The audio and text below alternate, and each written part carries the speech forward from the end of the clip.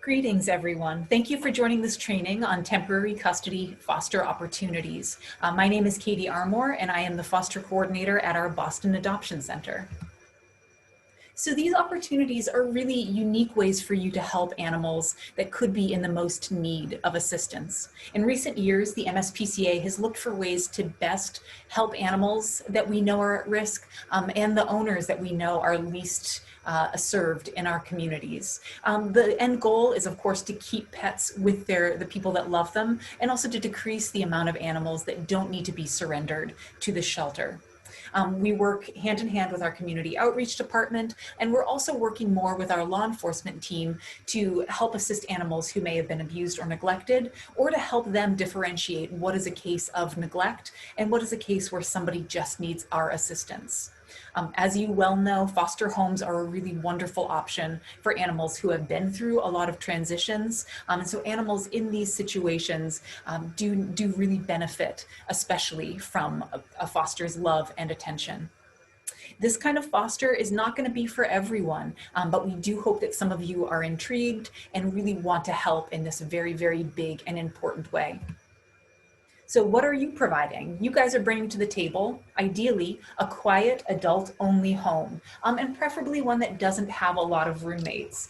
Here in Boston, that's particularly an issue, where that's normally not a problem with other fosters. We don't want a lot of cooks in the kitchen, as it were, and having less hubbub and less people involved in some of these very sensitive cases is going to be ideal. We need all of our foster homes to be able to show discretion and to have a lot of emotional intelligence, as these could be really challenging situations. We'd like you to provide, as with all of our fosters, a safe, quiet, and stable environment. You're offering them that soft landing when they have been through a lot of different transitions. We need you to be able to provide a separate space for your foster animal and your resident pets. We, as always, this is true of our shelter staffs, of our volunteers, and you, our foster homes, we need to maintain a non-judgmental attitude. That's really key in being able to help the people and the pets that need us the most. We need you to have a positive attitude towards our community outreach and our law enforcement programs. And we're happy to fill you in on some of the wonderful work that they do. You can just reach out to your particular foster coordinator to answer some of those questions you might have. We need your resident animals to be up to date on vaccines. This is really important in these cases. And when it comes to these fosters, we need you to be able to possibly commit to a long-term, a long-haul sort of situation. These are going to be maybe more nebulous timeline-wise, and so you being flexible is going to be a huge help. We also need, specifically when it comes to law enforcement fosters, the ability to have you let us do a home inspection through one of our MSPCA personnel. So you guys are going to be acting as an extension of the adoption center, and this is true no matter what kind of foster you're doing. You're sort of a satellite shelter in and of yourselves. You're going to be maintaining your foster animals' mental and physical health, as you always do, and you do very well. We need you to maintain regular communication with your designated foster coordinator at your location. And so this is something that we're going to kind of crack down on. We do need a regular check-in from you guys. And in addition to that, we're going to ask you to fill out weekly report cards and send those in. We'll be sharing links so we can keep really close tabs on your foster animals. And we also need you, as always, to let us know if any issues arise when they arise. And I've mentioned flexibility. We really do appreciate when our foster homes can be flexible, especially when it comes to timeline. And this is going to be important in these cases because not only are we looking at the animal's timeline, but we could be involving a human, their person's timeline as well. So you having the ability to hold on to an animal for longer than you had planned, or be willing to bring them back sooner than anticipated, is going to be very important.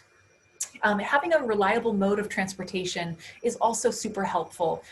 Another thing in Boston, we don't have a lot of people that have cars, but having a friend or a relative or an Uber that you can come if you need supplies, if you do need to bring your foster animal back sooner than later.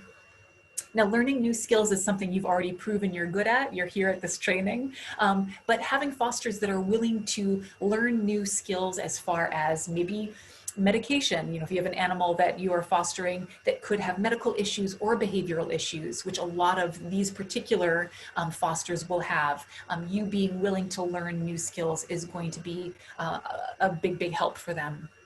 So you guys are expected, as always, to uphold our organizational values, which are compassion, integrity, positivity, service, excellence, and collaboration. And I know for a fact that these apply to all of you. So we're going to go through the 3 different types of temporary custody foster. And you're going to see pictures in them. And I can say that all of these are actually animals that were temp custody clients and their people. We got permission to share them, but this picture always makes me very happy. So Safe Pet is the first type of temporary custody foster. This is a program that originated over at Angell because they were encountering a lot of people who were in some sort of crisis and needed a safe place to put their animal. Somebody could be going through a medical emergency, a mental health crisis, there could be a natural disaster, a fire, somebody facing homelessness unexpectedly. You could also have somebody who's fleeing an abusive spouse. And so Angell came up with this program that would offer a limited amount of time where we could keep that pet safe here in the hopes of the owner reclaiming them.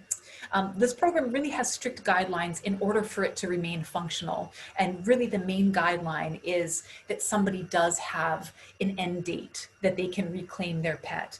This cannot be something that is months and months and years down the line. We really need a short amount of time to be able to assist people applying for this program. And the end goal for all of our safe pets is that they go back to their homes. You can see this family here. They were able to take these cats home very soon after this picture was taken. The cats were distracted, but they were really thrilled to see their family, and you can clearly see that their family was happy to be soon reunited with their cats. Now, law enforcement is the second type of temporary custody foster. This is when we have our law enforcement team feels that somebody has abused or neglected a pet. They could seize that animal. And that animal in the state of Massachusetts is being held as evidence. It's seen as property, so we need to hold it as evidence. Obviously, when an animal has been through possible abuse or neglect and then has to sit in a shelter kennel for months on end as a case works its way through the court system, that's really not ideal for anybody involved. It's not great for the shelter, and it certainly is additional trauma for an animal who's been through so much. So we really do need foster homes that could take an animal for an unknown but possibly very long period of time and hold them as evidence. This is going to require additional paperwork for you to fill out, and this is one of those instances where you may need a home visit before we can send that animal to you.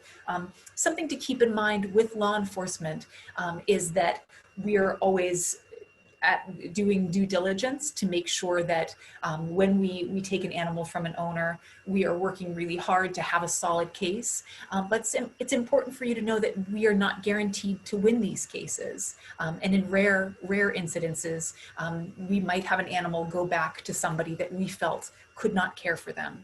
So that is sort of one of the weightier ways that you need to sort of think about this foster. Law enforcement can be a very heavy situation to find yourself in, but also one that's really rewarding.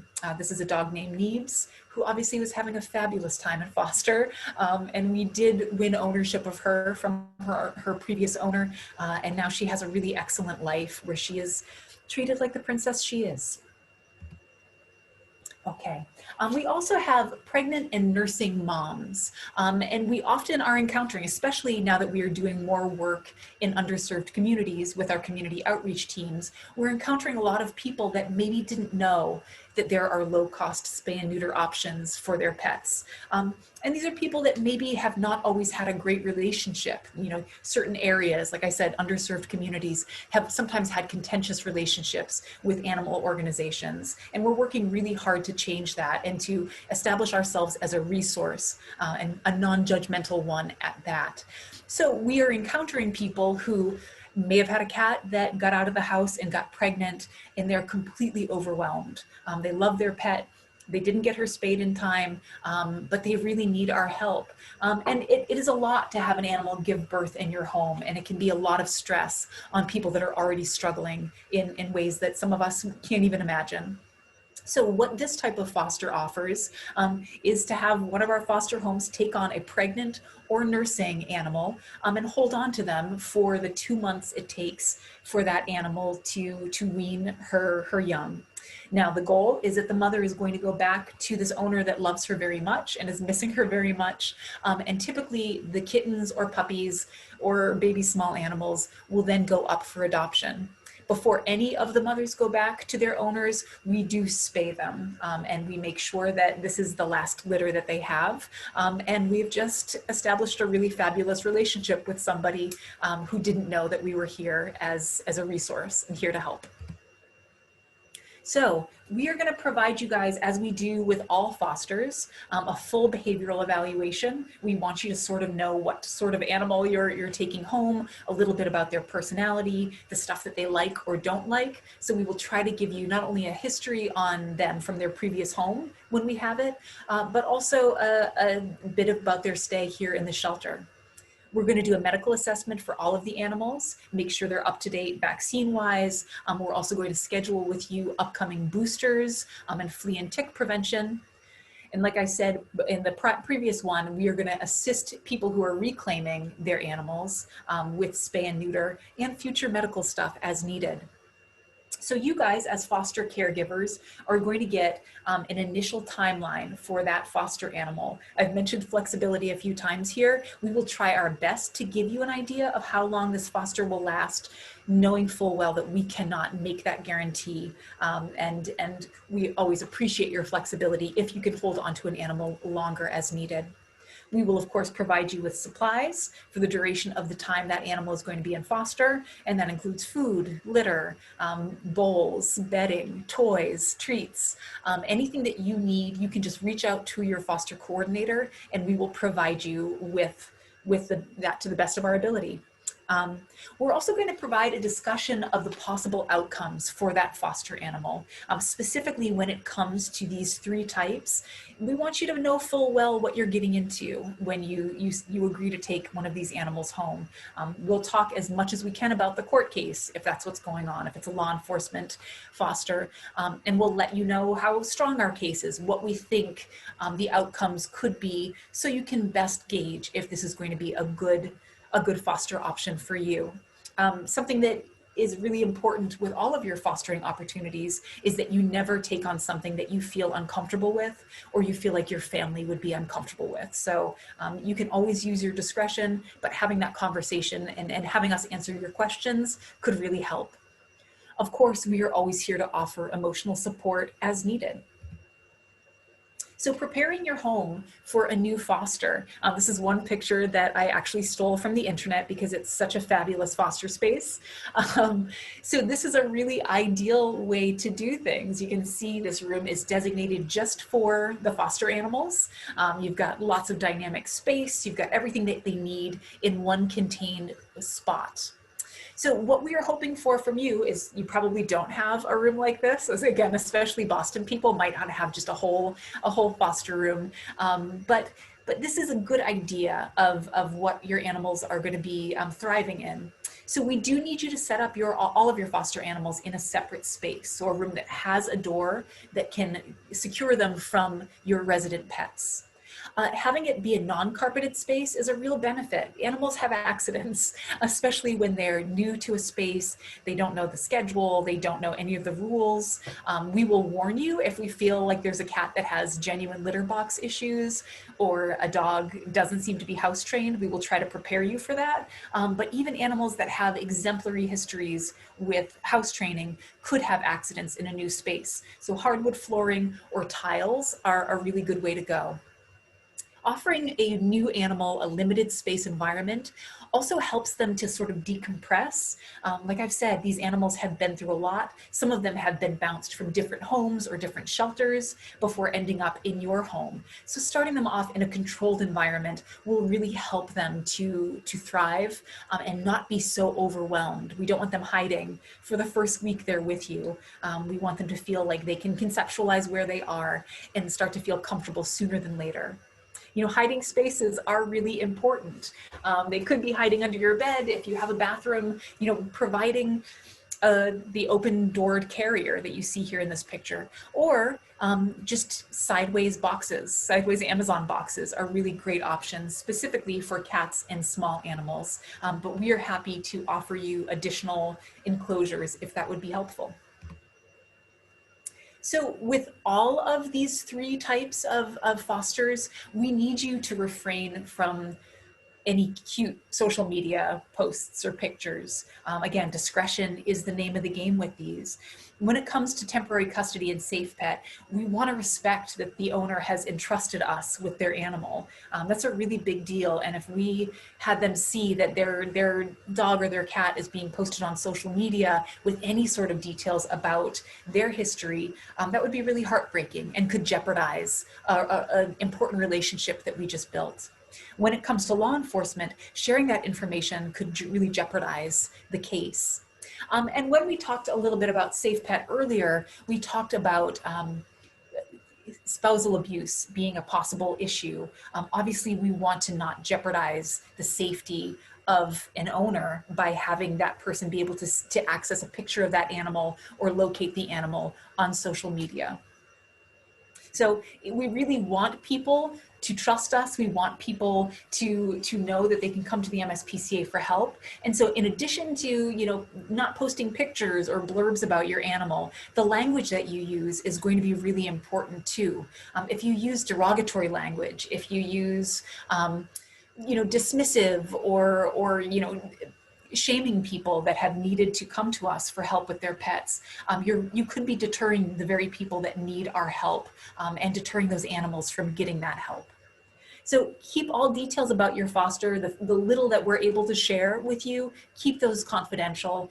Don't share them with your neighbors because word can get out and you guys are being entrusted with a really big deal when you take on these fosters.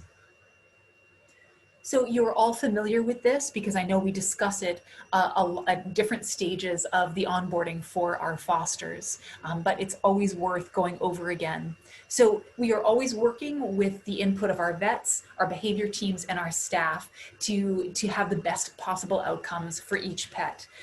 There are times, though, that we have an animal that is medically compromised or suffering in a way that we cannot rectify, we cannot make them feel better, or there could be behaviors that are too frightening for us to put out in the world or to keep here in the shelter. You guys will provide us with a lot of information. You're going to be the advocate for your foster animals. And so if you have concerns about them medically, if you're concerned about some of their behaviors that are new and not what we or you had anticipated when you took them home, let us know sooner than later so we can try to work with them.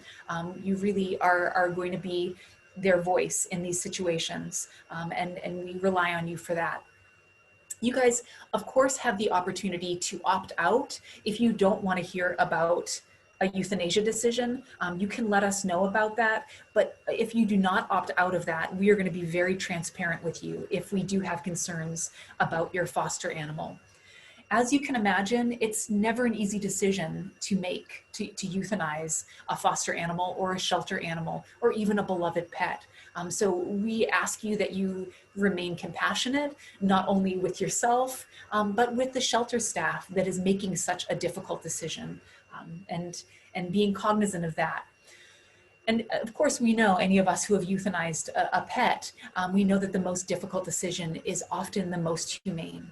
So when it comes to fosters, I think we've said this in previous trainings, it is a rare thing to make a euthanasia decision on a foster animal, but it's a possibility, and we do need you to have this as something that you're aware of moving forward. So compassion fatigue is something that we are becoming more aware of as a shelter, and are trying really, really hard to provide support for our staff and for our volunteers and fosters. Compassion fatigue is sort of an umbrella term, but it really means chronic stress that stems from extended caregiving. It can look different to different people. Different people show it in different ways. In my 12 years of sheltering, I've not seen many of the people that I've worked with become indifferent to the animals in our care. What I typically see is people with compassion fatigue becoming angry or distrustful of people. And frankly, that's a really lonely, scary place to be. If you lose all trust and faith in your fellow humans, it's a hard job to do as is, but that makes it really an insurmountable and lonely place.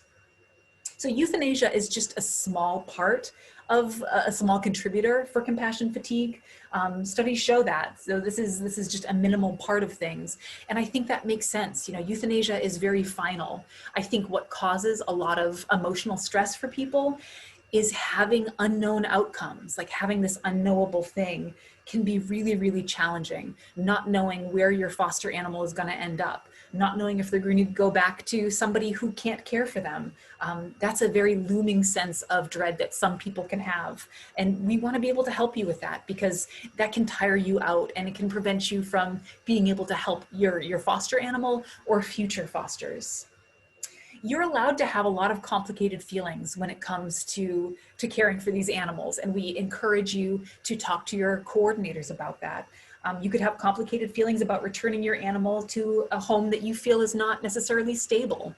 And again, you're allowed to feel that way, but take some comfort knowing that we are, like I've said earlier, building these relationships.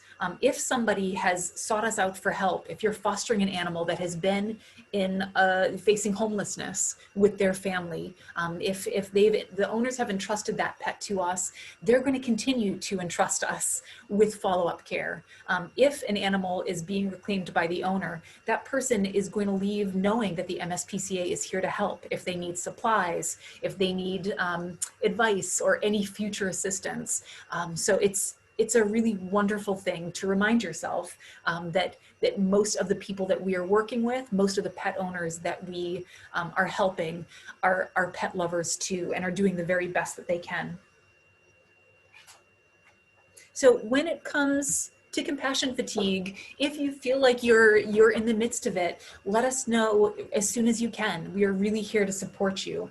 Keep in mind that most of us, most of your foster coordinators and most of the staff here have experienced this too. We know very, very well how difficult it is to openly love and care for an animal and feel all sorts of feelings about that. Understand when you're taking a new foster animal home, what you're taking on and how you genuinely, how well you can possibly handle that. So, asking those questions before committing to a foster could help protect you or your family from a really a large amount of emotional stress.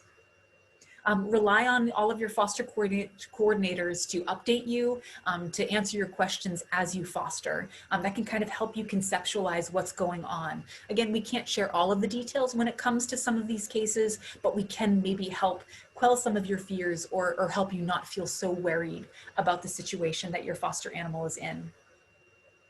Trust, of course, that the MSPCA is doing all that we can to ensure that animal's safety and happiness. When it comes to safe pet or temporary custody, like I said, we remain a resource for those owners.